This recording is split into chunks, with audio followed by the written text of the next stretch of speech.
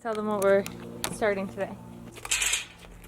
Just be like, today starts the kitchen build.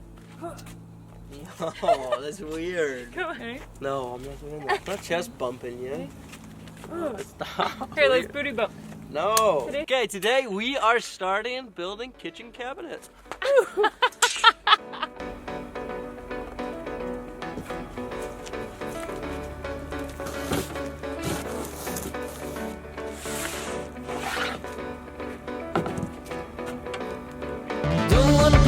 Out with the moves, don't wanna meditate, girl. With you it's hard.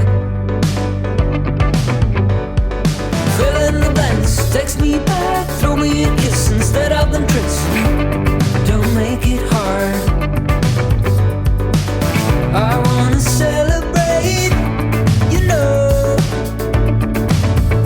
Our togetherness. So what I've done is basically we've built two little cabinets, one that's going to be at the side of the fridge, one that's going to be next to the stove, and then we got this like funky corner space. And I say it's funky because it's all about angles on corners. And so I've joined the two cabinets together and going to hopefully try and figure out how to get this diagonal part done.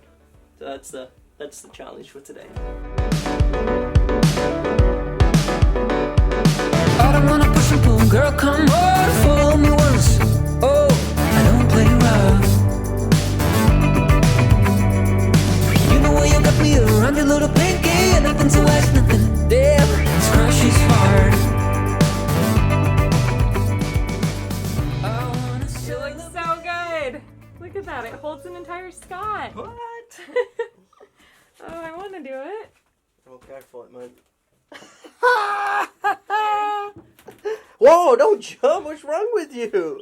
You trying to break it? Okay, so the cabinets are coming along nicely. It's actually been a super fun project. Just kind of, it's almost just kind of like, like building Lego, you know what I mean? Like you're starting to put each little piece together and it's fun just to see it slowly come to life. Much enjoying this type of project than like electrical stuff, you know? Like this is the stuff that I find super fun. But what I gotta do now is how this one has a faceplate on it. I have to do a faceplate for this one.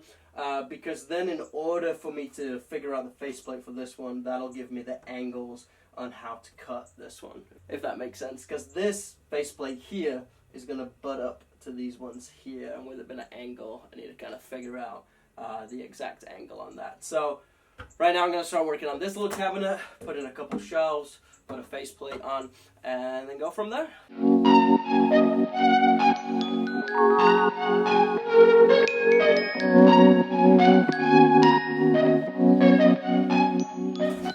Okay, time for a quick workout. No, just playing. Gonna use these to glue down the shelves. So all that these are is these are just sliding in onto some little rest points. So I'm just gonna glue them, rest that on it, and let it dry. Should be good to go. Just half-inch wood, so it ain't going anywhere.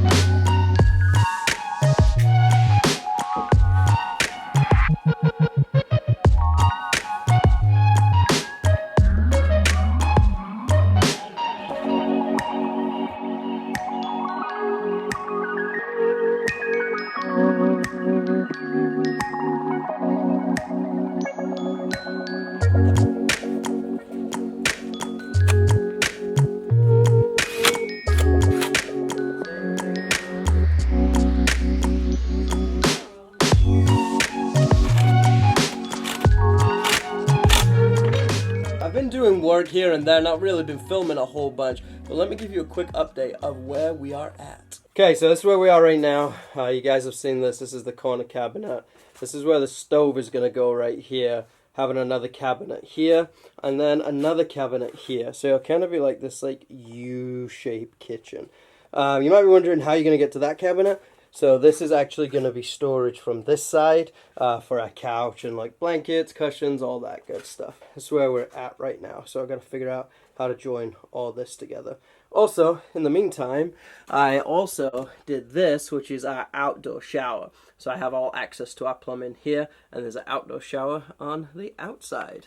So right now what I got to figure out is how this joins, because basically what I'm wanting to do is have faceplates on this, and so obviously makes it a little awkward. So I think what I'm going to do is kind of just pull this out a half inch, so then this can fit on here like this can fit on here like this.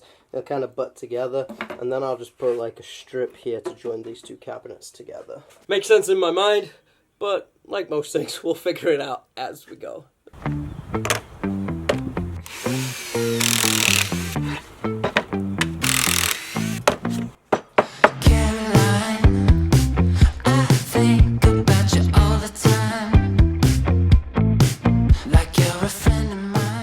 Okay, so I got this cabinet together and it came out really nice. The only downside is I'm actually going to take it all apart and kind of rebuild it. As I was building it, we actually have a small 700 watt microwave that we're trying to figure out a place to put it. And as I was building this, I'm like, man, what's if we did an open front right here and had the microwave here? So I tested it. I tried to put the microwave in. I must have been like an inch off, and so basically what I'm going to do, I'm going to take this whole thing apart and then extend this here an inch so then the microwave can go in here. So yeah, kind of built it, but now rebuilding it.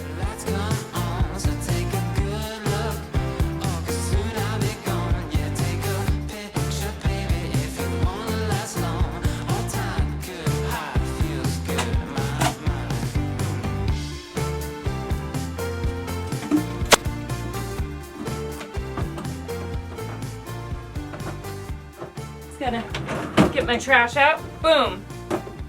Too easy. Okay, so before we can tie back these cabinets, basically we're gonna secure them in place, you know, either on the floor, with the wall, like screw them in and stuff like that. I gotta make sure I do all the stuff behind the walls. And so you saw that I did like the outdoor shower. So one other thing that we gotta do is an outdoor outlet. And so that's what I'm gonna do right now. Wire it up. Get all that stuff squared away. We're going to add some trim insulation, and then we can tie the cabinets down and go from there.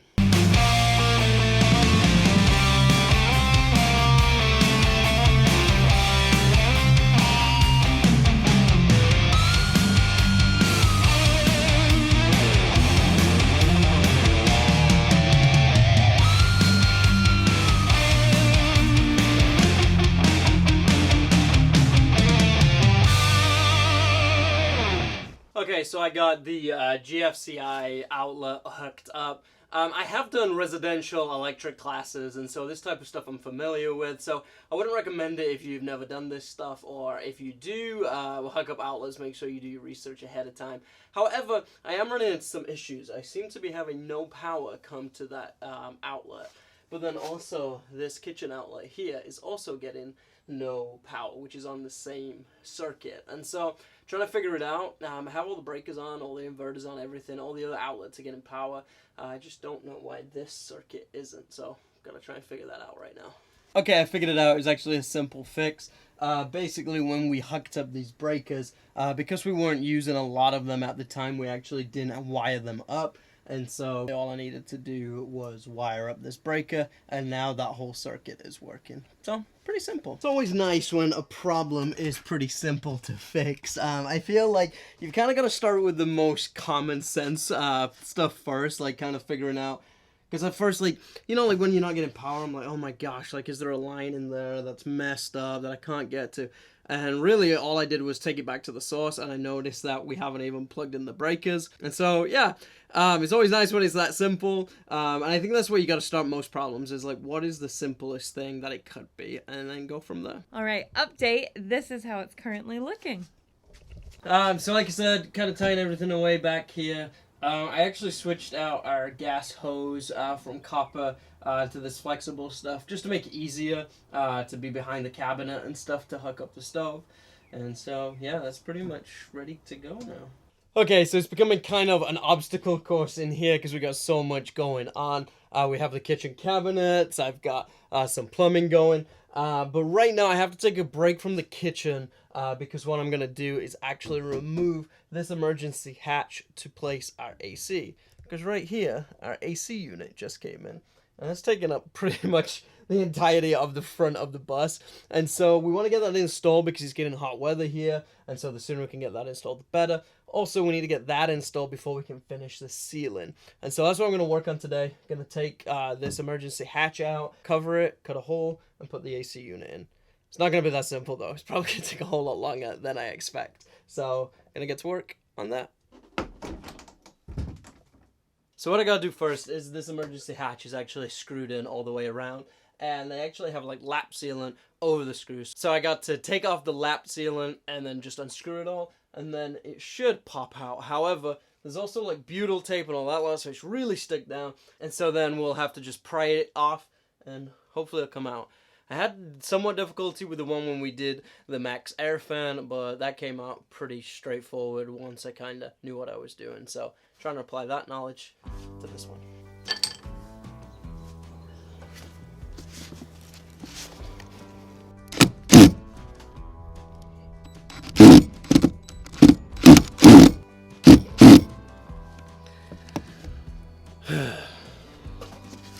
So these screws obviously have been here a long time, and some of them strip when you try to take them out. So it just makes it that little bit extra challenging. Got one out just fine. But then there's certain ones that just want to, you know, test you. See? Well, that one came out great. Oh, I just chipped my blade. It's gonna be one of those projects.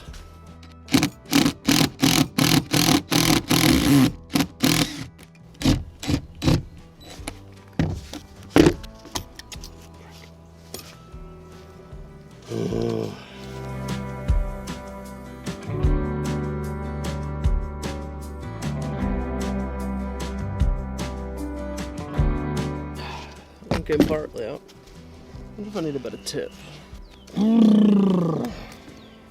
Okay, I got a different tip. See if this does any better.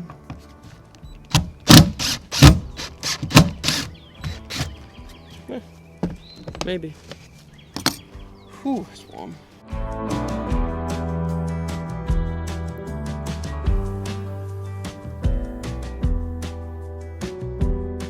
Okay, I got all but two out. So hopefully I can pry those ones out.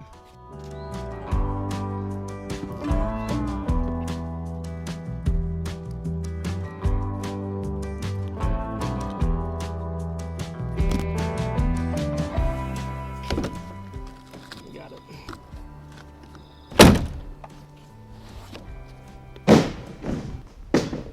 Okay, so this is what you end up with. And then we have to clear up all this butyl tape in order to place the next piece down.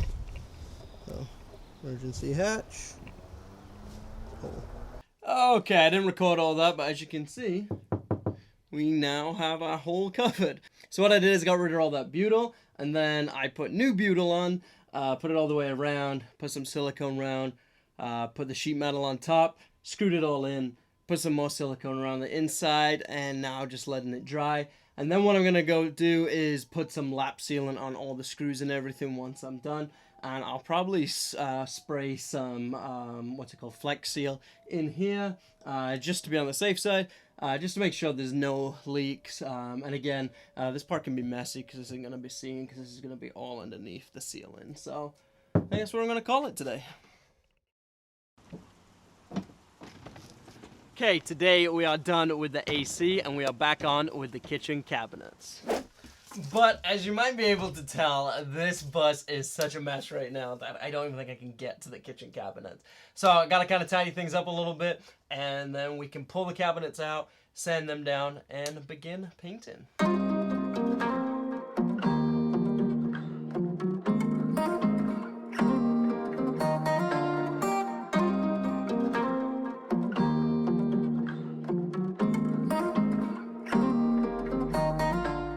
Okay, now that I've cleared up some space, I'm gonna just start sanding. Where I put all the face joints, I put glue in between them, so they kind of just come on, like, got some little glue marks that I just want to sand off. So I get it all sanded, and then we'll start painting.